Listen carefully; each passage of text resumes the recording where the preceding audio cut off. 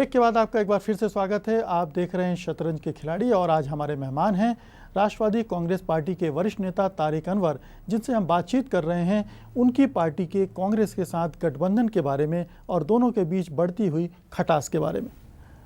तारिक साहब, उत्तर प्रदेश चुनाव के बाद ऐसी स्थितियां बन सकती हैं कि मध्यावधि चुनाव भी हो।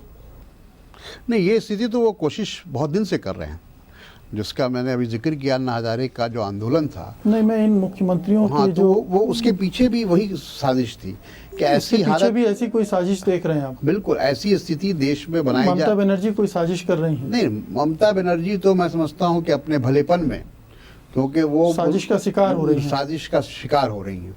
उनको लोग साजिश कौन कर रहे हैं? उनको लोग इस्तेमाल कर रहे हैं। विपक्ष उनको इस्तेमाल करने की कोशिश कर रहा है, ये मैं कह सकता हूँ। आप एक बहुत बड़ी बात कह रहे हैं कि ये जो मुख्यमंत्रियों की गोलबंदी हो रही है एक साजिश के तहत हो रही है और ये केंद्र सरकार को गिराने की साजिश के कोशिश हो रही है, के तहत हो रही है और ममता बनर्जी उसका एक मोहरा बन रही है। नहीं, मेरा ये कहना है कि वो इस बात को शायद नहीं समझ रही हों, लेकिन ये राजनीति है और राजनीति में कौन किसको इस्तेमाल कर लेगा कब, ये ज़रा समझने की ज़रूरत है। और मान लीजिए जो हम जैसे हमने शुरू में कहा कि अगर मान लीजिए कोई ऐसा इशू आता है जिसमें ममता जी हों या एनसीपी हो या फिर डीएमके हो, जो भी एलाइज हैं, अगर उनको कोई मतभेद होता है तो बजाय इसके कि हम अपोजिशन को साथ लेकर उस बात को उठाएं, अच्छा ये होता कि हम डायरेक्ट अपनी बात प्रधानमंत्री से करें जी, तो ये ज़्यादा बेहतर होता। राजा गुस्सा है, राजा को बचाना पड़ेगा आपको। कितनी इच्छा आ रहा है ना जी। चलिए, बहुत बहुत शुक्रिया तारिक साहब इस बातचीत के लिए और हमारे साथ शतरंज खेलने के लिए। धन्यवाद आपका। Thank you. आपका भी बहुत बहुत शुक्रिया।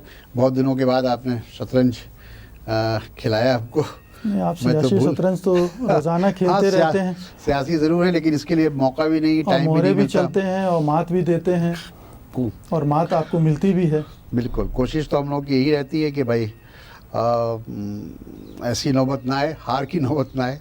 हाँ, लेकिन तो भी हम लोग को सब कुछ झेलना पड़ता है। जो कुछ भी हो रहा है उसमें ऐसा लग रहा है कि आप अपने मोहरों से अपने ही मोहरे पीट रहे हैं। हाँ, खासतौर से महाराष्ट्र के चुनाव में ये वो खूब देखने को मिला। नहीं, तो उससे सबक सीखने की ज़रूरत है। अगर कहीं पर हमारा मोहरा गलत है तो उस मोहरे को सही करने की ज़रूरत है और मैं समझता हूँ कि शतरंज से बहुत कुछ सीखा जा सकता है।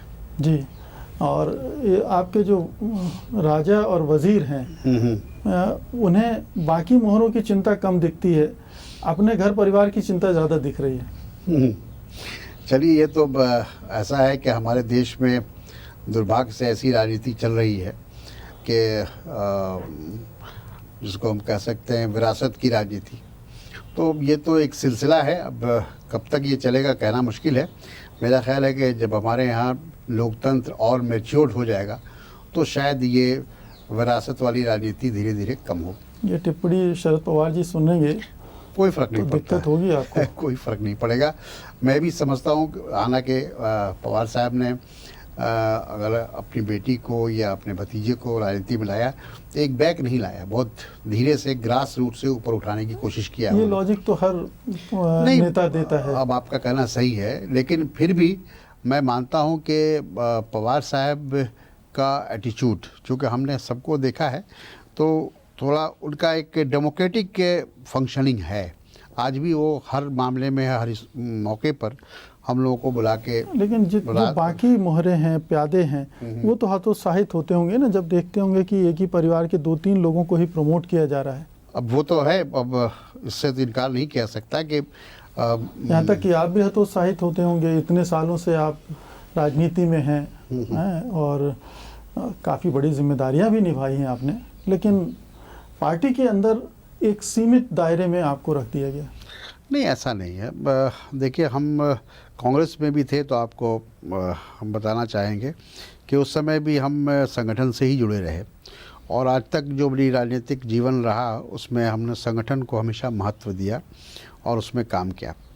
तो आज भी हमको संगठन की पूरी जिम्मेदारी मिली हुई है और हम लोग, मतलब तारिक साहब संगठन संभालेंगे और अजित पवार और सुप्रिया जो है वो सत्ता संभालेंगी? नहीं, सुप्रिया भी आज की तारीख में तो कोई बहुत उनको कोई ऐसी जिम्मेदारी नहीं मिली है। वो उसी एक रास्ते पर हैं वो। तो अब अनुभव उनको, अगर वो देखिए किसी भी व्यक्ति में अगर सलाहियत होगी तो यकीनन डेमोक्रेसी में सबसे ज़रूरी, ठीक है अगर विरासत का कुछ आपको लाभ भी मिलता है, लेकिन आपने देखा कि बहुत सारी विरासत ख़त्म हो गई। नहीं, तारिक साहब में सलाहियत कम है ये कौन कह सकता नहीं, है? हम ही नहीं कह रहे हैं, हम कह रहे हैं जो आपने नाम लिया अभी उसके बारे में हम कह रहे हैं कि सुप्रिया जी के बारे में आपने जो कहा उसके बारे में मेरा इतना ही कहना है कि अगर सलाहियत होगी तो आगे जाएंगे, लेकिन नहीं सलाहियत होगी तो आप कितनी बड़ी आपके पीछे विरासत हो, आप कामयाब नहीं हो सकते। नहीं, इतनी पॉलिटिकल बैकअप मिलेगी तो जिसमें सलाहियत नहीं होगी वो भी ऊपर चला जाता है। नहीं, मैं समझता जैक हूं लगाने से तो पहिया उठ ही जाता है। वो टेम्प्रेरी हो सकता है, एक बार हो सकता है, 2 बार हो सकता है, लेकिन एक लंबे राजनीति में, एक लंबे खेल के लिए जब तक आपके अंदर खुद अपनी सलाहियत नहीं होगी, अपनी क्षमता नहीं होगी, तो आप कब तक बैसाखी के सहारे चलेंगे।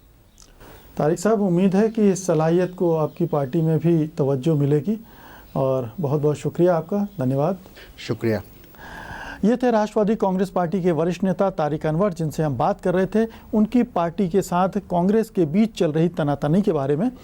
आज शतरंज के खिलाड़ी में बस इतना ही, लेकिन जल्दी ही हम एक और खिलाड़ी के साथ आपसे रूबरू होंगे। उम्मीद है कि आप फिर हमारे साथ होंगे, लेकिन फिलहाल मुझे इजाज़त दीजिए। नमस्कार।